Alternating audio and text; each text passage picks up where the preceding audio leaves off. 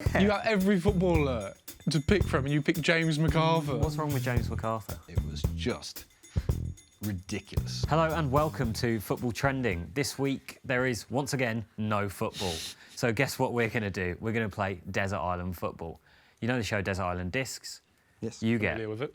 one match to watch in full, one video game, one kit to wear, and one professional footballer to keep you company. All on my own desert island. Now, well, bunker, self-isolation, desert island, Okay, whatever. wherever it may be, yeah. So, either of you got an idea of which professional footballer you'd like to spend your self-isolation time with? I know, Carl, you wrote a piece about the best and worst footballers to spend time with.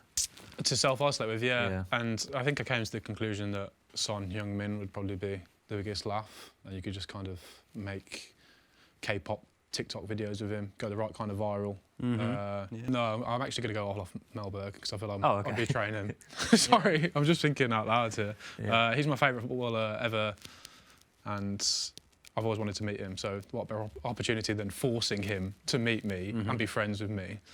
Once I had a dream I was his son. Really? So, yeah. And make this will make that a Yeah. reality. He could look after me. He's quite rugged as well, so he could like spear me a ball, cook it for me. And Olive Melberg on a desert island for longer than I would say 2.5 weeks, he would end up looking exactly like Tom Hanks In Castaway. from Castaway. He's Yeah. got a beard already. Yeah. You know. Yeah, I'm going to go with Olive. You can change your name to Wilson. I'm not being his Wilson. Practice my head in with him. Olive Melberg. Easy. Wayne, what about you? Mick McCarthy. No. All right. Okay. There are other nationalities out there, right?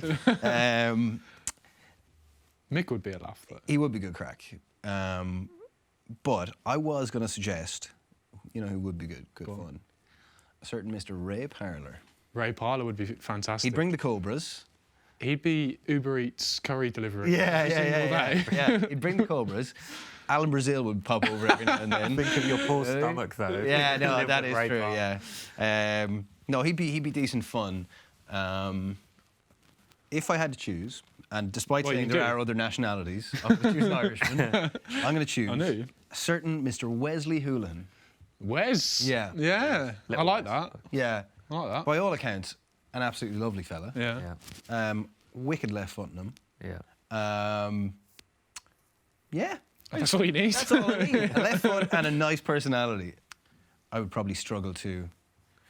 I think all of us would probably struggle to live on a desert island with a footballer without them growing to hate us eventually. But I feel like Wes has a nice enough starting point of being a nice person. I think I'd pick, like, James MacArthur or something. James MacArthur. Yeah. You got every footballer to pick from, and you pick James MacArthur. What's wrong with James MacArthur? Well, ostensibly nothing, but how is he your first choice? He just seems like a laugh. He's a solid 7 out of 10, 6.5 out of 10 footballer. James MacArthur is one of the most underrated players in the Premier League. Doesn't mean you want to be on a desert island. No, with I him. know, but what's the criteria here?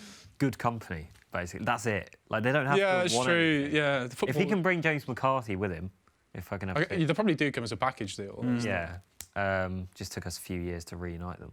Yeah. But if I can have both the Jimmy Mac squared, as I call them in midfield, then I'll take both of them. Right, so James MacArthur. James MacArthur, Thomas Muller. No, Olive Melberg. Olive Melberg, sorry. And Wes Houlihan. Wes Houlihan. Yeah. All right, let's move on to an easier one to choose. Which kit are you going to wear the entire time you're on this desert island? Wes Houlihan's Norwich kit. Norwich kits are horrible. They're always horrible. Not great. You can't do anything good with green and yellow. I disagree, but this is not the time for that discussion. I would go for the Ireland kit, home kit. I don't mean to be so solemn here.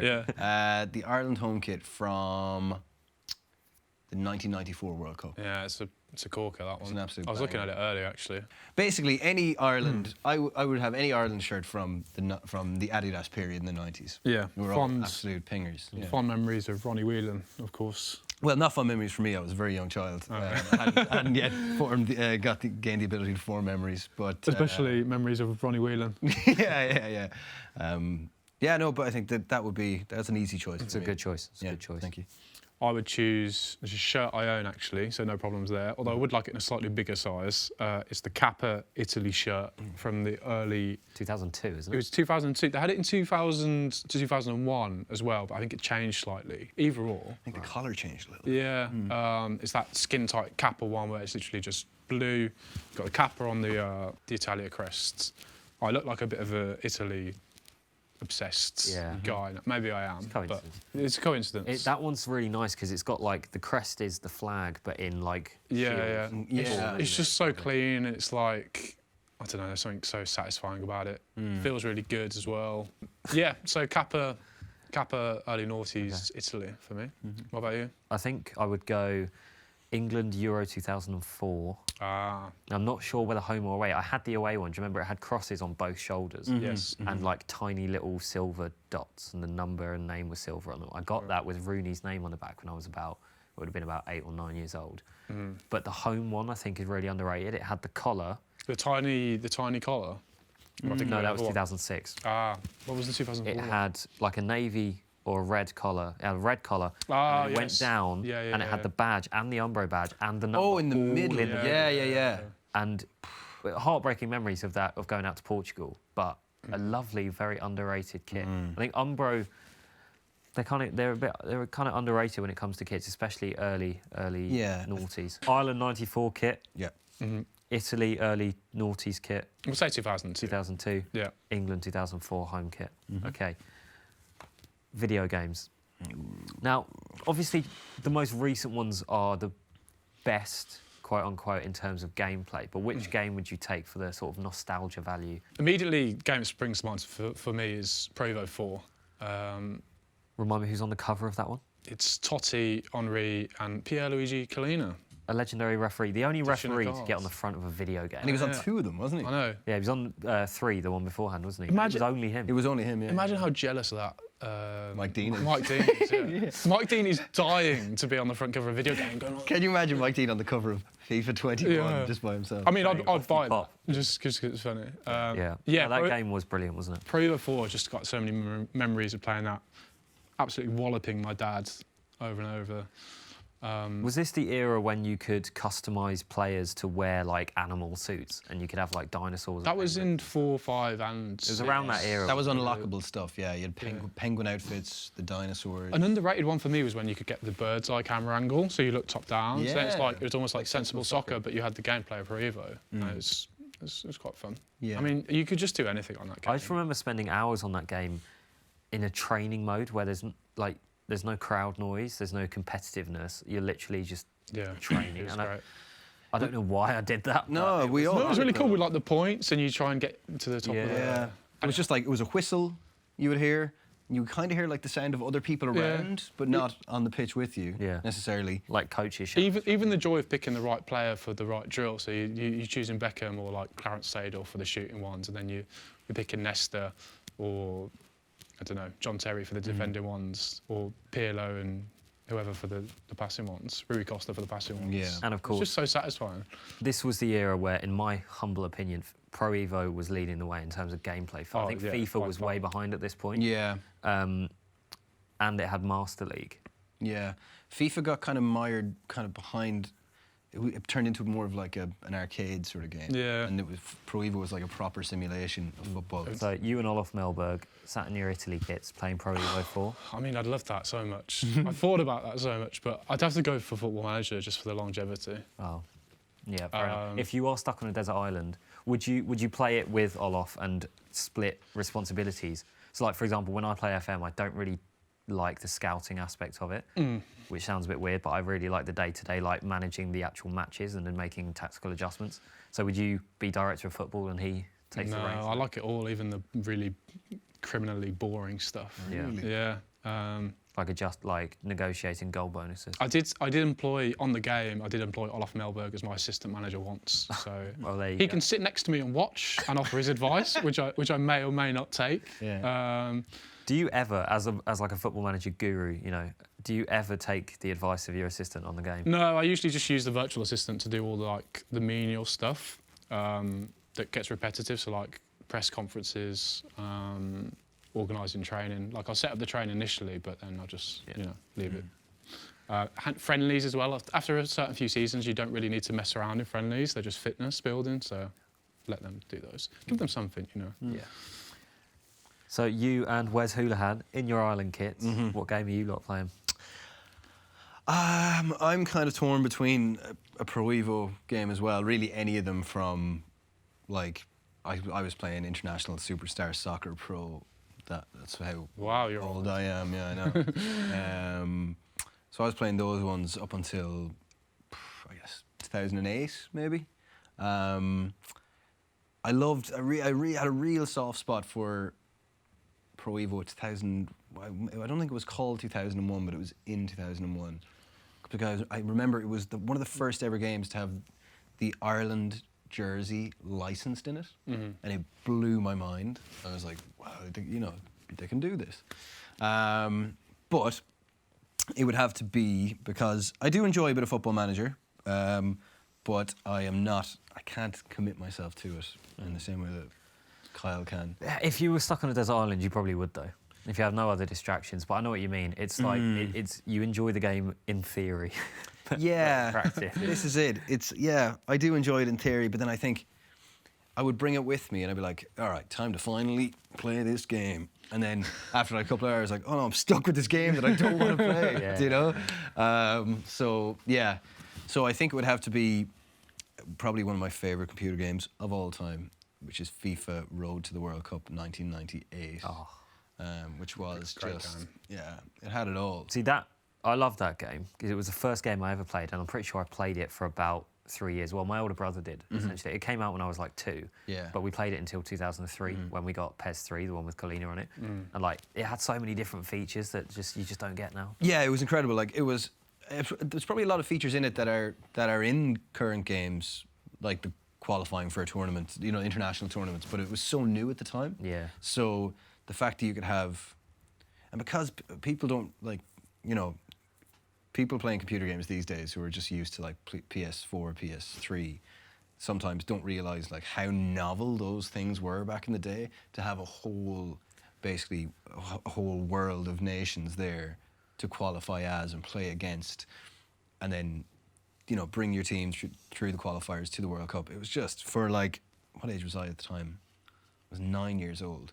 That was mind-boggling for me. And because, like, now on the current FIFAs, they don't have a lot of, like, very good international teams that are missing from the games. But this World Cup one, more than 20 years ago. Yeah.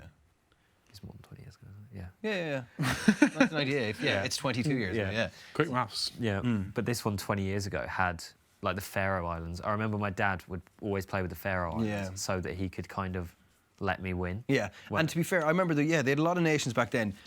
Now, the internet wasn't quite as what it is now, so I couldn't 100% tell you that all of those players were real life players. I mean, they could have made them all up. They could have just made a lot of them up, but like the ones you wouldn't know unless you were that exact Faroe Islands international. You go, hey, they let me out again. Yeah, or you're his son or daughter, But they had those teams in it, and that was the important thing. But also, crucially, they had the leagues in Europe that you could play in, whatever, Liga, Serie A, La Liga, Premier League, unlicensed, but that didn't really matter because you could design the shirts as well, which I did every season with a new design.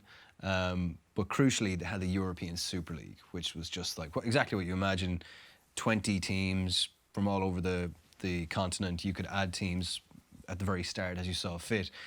And back then, the words European Super League didn't have the same devilish kind of connotations that they have now. Back then, especially when you're 9 years old, it was just like, this is fun. It sounds like fantasy. Exactly, yeah. And that's what the game was like. I'd never really played a game like it before, and I just thought it was immensely good crack, and I think I would probably still find a good crack now. And finally, we all have to choose one match in full, including punditry beforehand, during half-time and afterwards, if you want, to take with you on a computer to your desert island, and it's the only match you can ever watch. Which match are you choosing? There's a lot to consider for this one. I mean, even like from a logical standpoint, you kind of think you got to take a game of extra time and penalties, maybe just for pure like bang for your buck. Yeah. Like Liverpool Milan, the 3-3 would be a great one. There's some great goals in that. Another one that I think would be really good, and it finished 1-0, so there wasn't any goals, but the Battle of Nuremberg from 2006 World Cup, where Netherlands and Portugal just kicked the shit out of each other for 90 minutes. Yeah, that's one to consider. Probably wouldn't pick it in the end because, I don't know, there's only so much you can watch Nigel de Jong rake someone from behind. If you want pure goals, there's Portsmouth 7, Reading 4, where Benjani scored a hat-trick. Oh, yeah. Simpler times. It's simpler times, just like a goal going in every few minutes, it felt like. And some of them are really good. But the game I'm going to go for is when Villa beat Birmingham 5-1 at Villa Park in 2008. Ashley Young brace, John Carew brace, Gabi Agbonlahor with another one against our rivals. It was magic. Me and Big Olaf watched that, reminisce. Ticks every box for a derby, doesn't it? It does. It was, yeah. That was the best game I think I've had the pleasure of watching. So were you there? I was, yeah. Class. You love to see it. I'd love to see it. Wayne? You love to see it live and in person. Yeah, the best game I've ever been to personally was last season, QPR Birmingham. Yeah. Was it 4-4? 4-3. 4-3, oh, yeah. Naki Wells missed a penalty in the last minute. Two of my brothers and I were over, or were at the game. None of us QPR fans. But that was good. But I think the game has to come from the Manchester United 98-99 season, because there was just so many amazing games. There was 2 3-3 draws with Barcelona in the group stages. There was the final, of course, in the Champions League. There was FA Cup games, which were amazing. But I think it would have to be the second leg against Juventus. Is this away? Away. This is when Roy Keane scored that header. Yeah. First leg, Antonio Conte scored. Ryan Giggs scored an equaliser. Late, yeah, mamma mia. You know? Ryan Giggs scored a late equaliser. I remember it vividly. And then in the second leg, we went a goal behind. I think it was Pippo Inzaghi, maybe. Of course it was. And then just United just turned it on like nothing else. It was ludicrous.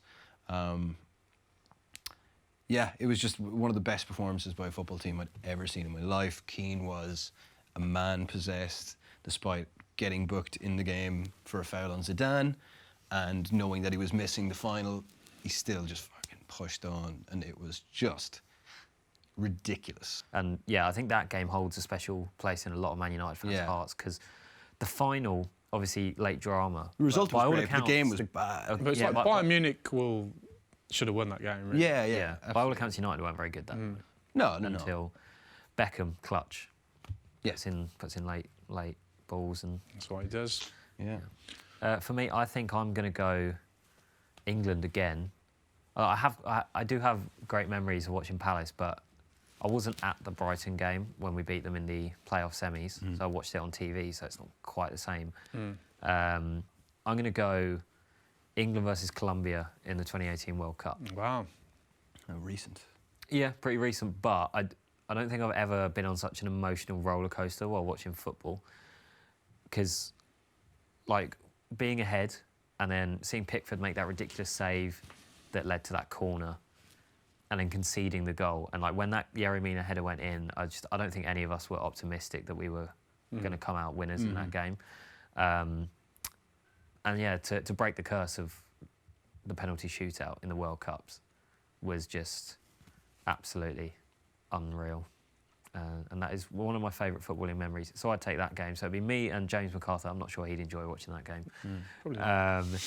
In our England kits, watching England beat Colombia. Yeah. I think I need to change my player. MacArthur's going to hate me, isn't he? He's not going to have the best time. No, but he's not. He's there for your benefit, not the other way around. Yeah, that doesn't matter. That's true. And then I will have Wes Hoolahan and myself in our Ireland kits, which, considering the style of the time, is probably pretty big on both of us.